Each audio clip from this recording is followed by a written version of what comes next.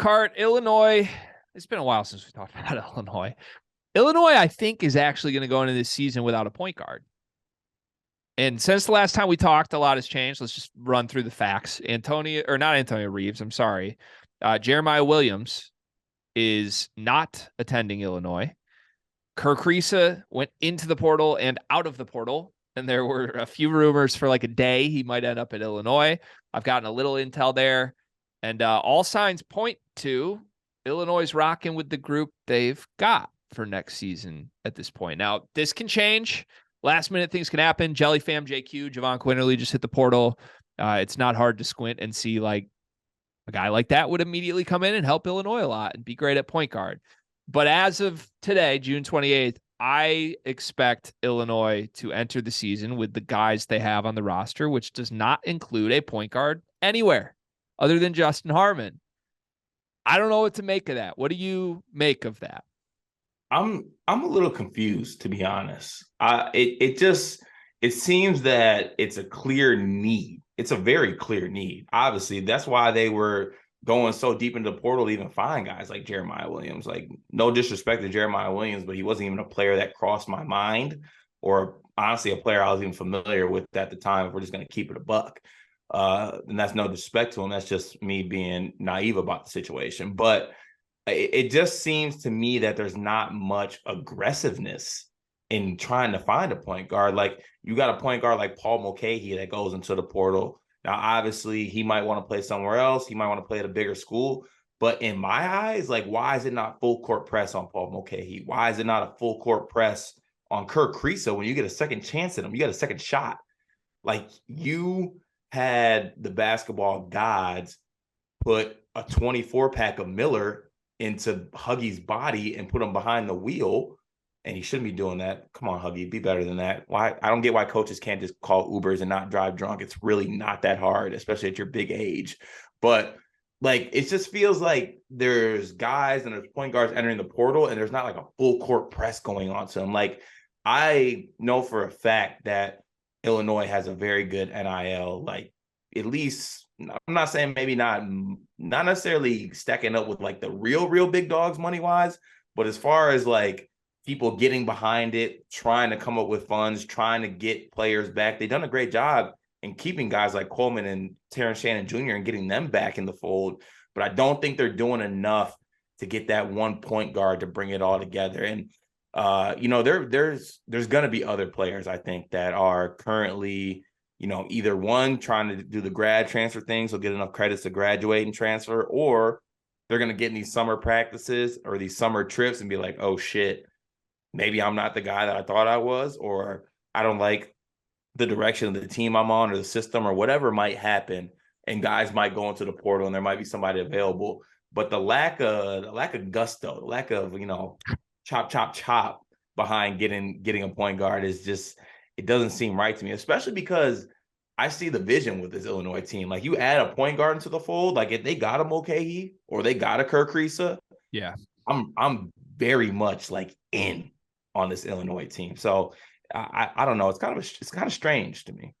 Yeah, I'm with you there. I think the biggest thing is it just feels like a missed opportunity because I like everybody else around him. I think Shannon and Hawkins back is a blessing. I like Dane Danger. Everybody knows that. He had you in hell for 2.5 hours in Champaign last year. I think the other ads they made on the wing, like Gary A and Damask, are fine. Like, I think those are good fourth option type guys on a team that will play really well around these guys. I just think like you're risking your whole season to enter this and be like, oh yeah, Terrence Shannon's our point guard. Or like, oh yeah, Ty Rodgers is our point. Like, those guys aren't point guards. They might be able to passively like I'm the biggest Ty Rodgers fan of all time, but the most indicating thing of that they're reaching for him to play point guard is that I see clips of him playing with Mean Streets. Yeah. Like, I love Ty Rodgers. You know it. Like, it still pains me to this day that he's not playing at the Breslin Center. And he's one of my favorite players on Illinois. But we're reaching a little bit, and we know how the freshman point guard thing goes in college basketball. I love Gibbs Lawhorn, but at the same time, we know how the freshman point guard thing works out on winning teams. So I don't know. Yeah, I'm gonna go body language mode or investigative reporter mode again. Do you still got it? Well, we're gonna see. This is less body language and more like institutional reading, behavioral reading here. But in the last week, since the Kirk Reese stuff came and went, there's been a lot of like Illinois official account promotion of Ty Rodgers. And there's been a lot of like Terrence Shannon was like, he can do anything on the court. To me, that indicates that behind closed doors, Illinois is now entering a season with Ty Rodgers as their point guard. That's my read on this. And maybe I'm wrong, but like I think the timing of all this Ty Rodgers propaganda just sort of screams to me like Brad has decided they're going to rock with what they got. And if I were an Illinois fan, I'd be really scared about that because just point blank, I'll just say it. I don't think without a good point guard, I don't think this Illinois team's headed anywhere better than they were last year. They might, I mean, they should be an NCAA tournament team. They should be a top 6, 7 Big Ten team. Big Ten's not very good. You got Terrence Shannon. That's enough. But I think the goal would have been like, you got this extra year of Shannon. You got this extra year of Hawkins. Like, let's do something special. And you're just not going to get there without a good point guard.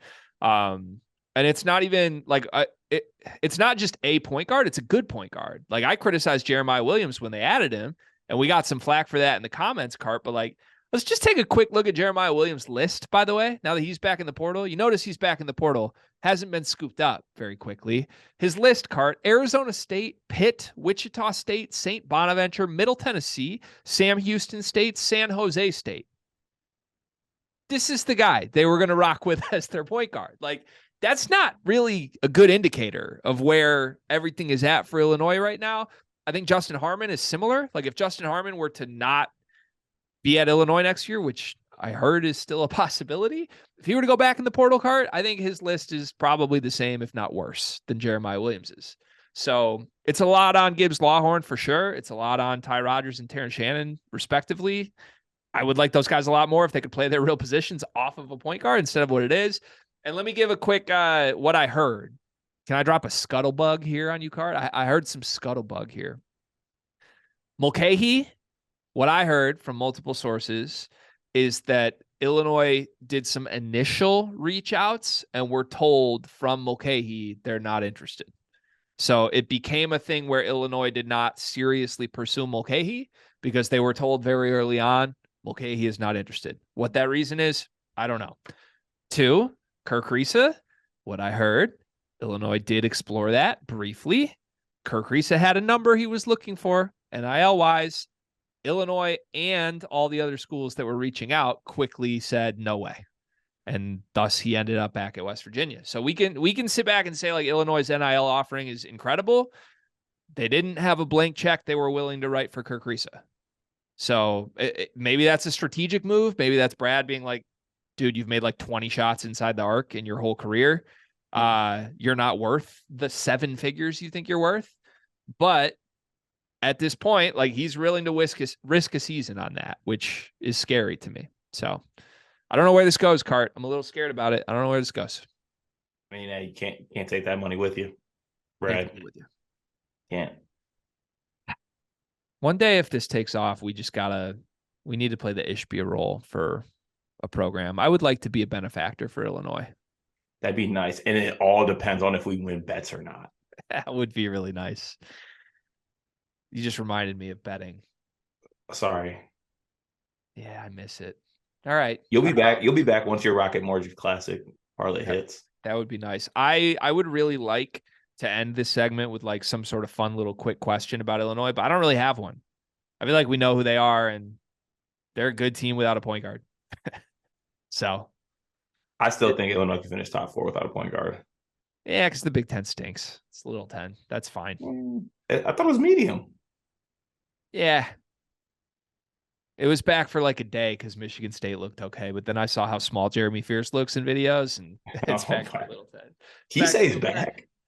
It's back to the Little 10. All right. Bye, Illinois. We'll talk again maybe at some point. I don't know. I'll just go watch Mean Streets highlights, I guess.